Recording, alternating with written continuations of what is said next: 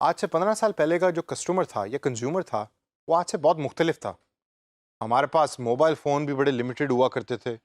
चंद लोगों के पास mobile phone हुआ करते थे और वो भी अगर एक स्पेसिफ़िक कंपनी का मोबाइल फ़ोन जो ईंट की तरह का होता था, वो हुआ करता था हमारे पास। लोगों का इतना ज़्यादा ट्रेंड नहीं था कि वो घर से बाहर खाना खाएँ।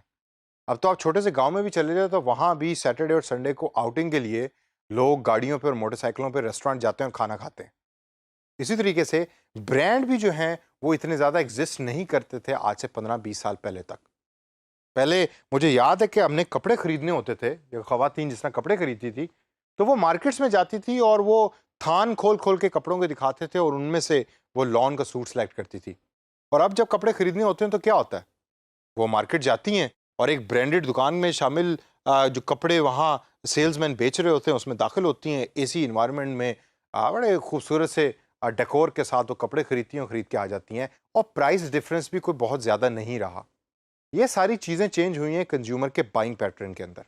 यानी कि जो कंज्यूमर चीज़ें खरीद रहा है उसका पैटर्न मुख्तलिफ हो गया है। पहले ब्रांड की कोई वैल्यू नहीं थी, अब ब्रांड की वैल्यू है। अब तो बल्कि हर जगह आपको ब्रांड नज़र आते हैं। पहले लोग घरों पे खाना खाते थे, अब बाहर ज़्यादा खाना खाते हैं। क्यों? क्योंकि उसको एंटरटेनमेंट के ज़ुमरे में लेते हैं। तो जिस तरह मार्केट के ट्रेंड चेंज हो रहे होते हैं और कंज्यूमर चेंज हो रहा होता है, उसी तरीके से कंपनी को भी अपने आप को चेंज करना होता है। इस सेशन के अंदर हम थोड़ी सी बात करेंगे डिसीजन मेकिंग प्रोसेस के ऊपर। सबसे पहले मैं आपको बताता हूं कि जो ट्रेडिशनल डिसीजन मेकिंग प्रोसेस है वो क्या था।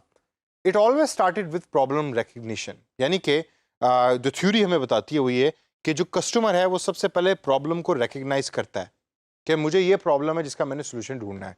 फॉर एग्जाम्पल, मेरे पास पैसे हैं, मैंने गाड़ी खरीदनी है, तो मेरी प्रॉब्लम क्या है कि मुझे एक अच्छी गाड़ी चाहिए। क्यों? क्योंकि मुझे एक जगह से पॉइंट ए से पॉइंट बी जाना है। जब कस्टमर ने प्रॉब्लम को रिकग्नाइज कर लिया तो अगला स्टेप आता है इन्फॉर्मेशन सर्च का। यानी कि मैंने ये तो रियलाइज़ कर लिया कि मुझे गाड़ी चाहिए, अब मैं गाड़ी की इन्फॉर्मेशन सर्च करता हूँ। मैं अगर लाहौर का एग्जांपल लें तो मैं जेल रोड पे जाऊँगा, वहाँ जाके गाड़ी को सर्च करूँगा। ऑनलाइन हो सकता है इन्फॉर्मेशन को मैं सर्च कर रहा हूँ। तो this step calls information search. तीसरे स्टेप के ऊपर एवेल्युएशन ऑफ ऑल्टरनेटिव्स का स्टेप आता है। यानी कि अब आपने इन्फॉर्मेशन सर्च ये की कि आपके पास 3, 4, 5 किस्म की गाड़ियाँ हैं जो आपके बजट में सूट करती हैं आपको। अब आपके पास डिफरेंट ऑल्टरनेटिव्स आ गए। अब ऑल्टरनेटिव्स के बारे में आप क्या करते हैं, यानी ऑप्शंस के बारे में आप क्या करते हैं? आप जाते हैं, जाके अपने दोस्तों से पूछते हैं कि भाई सुजुकी की ये गाड़ी ज़्यादा बेहतर है या होंडा की ये वाली गाड़ी ज़्यादा बेहतर है? जापानीज़ गाड़ी ज़्यादा बेहतर है या पाकिस्तान में लोकली असेंबल्ड गाड़ी ज़्यादा बेहतर है? कौन सी गाड़ी मुझे खरीदनी चाहिए, ये मेरा बजट है। उसके अंदर आप इवैल्यूएट कर लेते हैं और इस इवैल्यूएशन के बाद अगला स्टेप आता है परचेज़ का, कि जिसके अंदर एक्चुअली आप प्रोडक्ट को परचेज़ कर लेते हैं। और लास्ट में आफ्टर परचेज क्या होता है? Post purchase behaviour. अगर आप खुश हैं उस गाड़ी से तो आप वर्ड ऑफ माउथ जनरेट करते हैं, आप लोगों को बताते हैं। आपका दोस्त आपको साथ लेके जाएगा कि भाई आपने ये गाड़ी खरीदी, आपको इसका एक्सपीरियंस है, तो मुझे भी ज़रा ये गाड़ी खरीद दें। ये पूरे का पूरा है ट्रेडिशनल डिसीजन मेकिंग प्रोसेस। लेकिन जिस तरह डिजिटल एनवायरनमेंट ने और डिजिटल टेक्नोलॉजीज़ ने हर चीज़ को चेंज कर दिया है, इसी तरीके से कंज्यूमर पैटर्न को भी चेंज कर दिया है। आजकल तो मैं जब जेनेरिक क्लास पढ़ा रहा होता हूँ यूनिवर्सिटी में, तो मैं देखता हूँ कि स्टूडेंट्स के पास शायद खाने के पैसे नहीं है, लेकिन 1.5 लाख रुपए के मोबाइल फ़ोन ज़रूर हैं हाथ में। और जब मैं अपना टाइम अगर याद करूँ, जब मैं कॉलेज में था तो शायद मेरे पास हमारी पूरी क्लास में 2 लोगों के पास मोबाइल फ़ोन होता था जिसको हम सारे शेयर किया करते थे। तो डिसीजन मेकिंग प्रोसेस पे डिजिटल टेक्नोलॉजी का किस तरीके से इफेक्ट आया है, आइए ज़रा थोड़ी सी उस पर नज़र डालते हैं। सबसे पहले तो डिजिटल टेक्नोलॉजीज़ की वजह से information search is massive now. अब आपने गाड़ी की एग्जांपल में ही अगर इस चीज़ को फिट करें जो मैंने आपको पहले दी थी, तो आप जब गाड़ी खरीदते हैं तो आप पाक व्हील्स पे भी देखेंगे, आप ओएलएक्स पे भी देखेंगे, पाकिस्तान के कॉन्टेक्स्ट में अगर मैं बात करूं, आप यूट्यूब पे जाकर उस गाड़ी की वीडियोस भी देखेंगे और आप इसके अलावा जो फॉरम्स बने होते हैं, ब्लॉग्स बने होते हैं, उस पर भी आप चीज़ों को सर्च करते हैं और देखते हैं। आप अक्सर ये भी देखते हैं कि इस गाड़ी की माइलेज कितनी है, वो बेशक यूके की किसी वेबसाइट पे पब्लिश हुई हुई हो। फिर इस सब के बावजूद आप ये भी देखते हैं कि क्या इस गाड़ी के पार्ट्स अवेलेबल हैं पाकिस्तान में, अगर पाकिस्तान में नहीं तो ओवरसीज़ में ये पार्ट्स कहाँ से लेकर आ सकता हूँ। तो ये हो गया कि इंफॉर्मेशन सर्च बहुत मैसिव हो गई है और ये कंज्यूमर डिसीजन मेकिंग प्रोसेस को चेंज कर चुकी है। दूसरा पॉइंट है कि you are comparing everything, not just the competitors. यानी कि जो आपका कंज्यूमर बैठा है ऑनलाइन, वो खाली ये नहीं देख रहा कि जो आप प्रोडक्ट बेच रहे हैं तो इसके मुकाबले में कंपेटिटर जो प्रोडक्ट बेच रहा है वो कैसी है।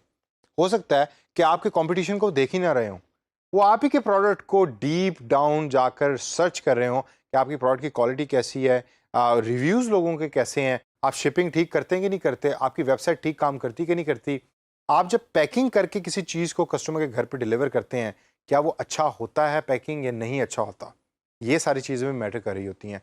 यहाँ अगर मैं आपको एक एग्जांपल दूँ तो मुझे याद है मैंने एक दफ़ा एक शर्ट खरीदी ऑनलाइन एक स्टोर से, और जब वो शर्ट घर पहुंची तो मैं उस शर्ट की क्वालिटी के बजाय ये देख रहा था कि वो जो डब्बा जिसमें उन्होंने पैक करके भेजा था वो कितना खूबसूरत है, और वो डब्बा अभी भी मेरे पास पड़ा हुआ है। That was a very beautiful packing. Post purchase behaviour भी बहुत इंपॉर्टेंट हो गया और चेंज हो गया।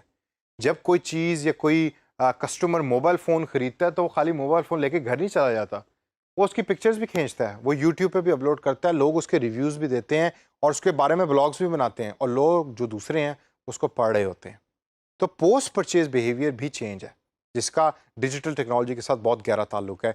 जो कंपनी है वो इसको यूज़ कर रही होती हैं एज ए मार्केटिंग टूल। और लास्ट के अंदर word of mouth is becoming most relevant. क्या मतलब कि जब आपने एक चीज़ खरीद ली तो खरीद के आप अब उसके बारे में फीडबैक देंगे। मैं एक रेस्टोरेंट में गया, रेस्टोरेंट में जाके मैंने खाना खाया, और खाना खाने के साथ साथ मैंने गूगल पे या फेसबुक पे बैठ के उस रेस्टोरेंट को स्टार रेटिंग दे दी कि इसके 4 स्टार हैं, 5 स्टार हैं। और वो जो वर्ड ऑफ माउथ मैंने जनरेट किया है वो आगे आने वाले कस्टमर्स के लिए बहुत बड़ा रोल प्ले करता है। इसकी सबसे बड़ी एग्जांपल आपको मिलती है कि आप में से अगर कोई ओवरसीज़ कभी ट्रैवल करें, विद इन पाकिस्तान भी ट्रैवल करें, तो जो ऑनलाइन बुकिंग की वेबसाइट्स हैं उसमें आप सबसे पहले देखते हैं कि इस होटल की रेटिंग क्या है, और अगर 8 से कम की रेटिंग है तो ज़्यादातर लोग उस होटल में रहना पसंद नहीं करते। तो वो वर्ड ऑफ माउथ का बहुत बड़ा रोल उसमें आता है। और दोस्तों, इस सेशन को ख़त्म करने से पहले last and most important thing, आपके कस्टमर को एडवर्टाइजिंग का अब पता है। Customers know advertising now. पहले नहीं पता होता था, पहले वो देखते थे प्रोडक्ट आ गई, ये गोरा करने वाली क्रीम है तो ये गोरा ही करती होगी तो जाके खरीद लो। अब चूंकि ऑप्शंस इतनी ज़्यादा हैं, इंफॉर्मेशन सर्च इतनी ज़्यादा हो रही है, तो कस्टमर्स दे नो एडवर्टाइजमेंट, कि वो कैसी एडवर्टाइजमेंट है, प्रोडक्ट ठीक है या नहीं, इन तमाम चीज़ों का कस्टमर्स को अब पता है। तो जो कस्टमर के पैटर्न है उसको जहन में रखिए। एज ए फ्रीलांसर भी आपको हेल्प आउट करेगा, एज ए डिजिटल मार्केटर भी आपको ये हेल्प आउट करेगा, और एक अच्छी कंपनी बनाने के लिए एज एन एंटरप्रेन्योर भी कंज्यूमर के पैटर्न्स और मार्केट के ट्रेंड्स ये आपको बहुत हेल्प करेंगे।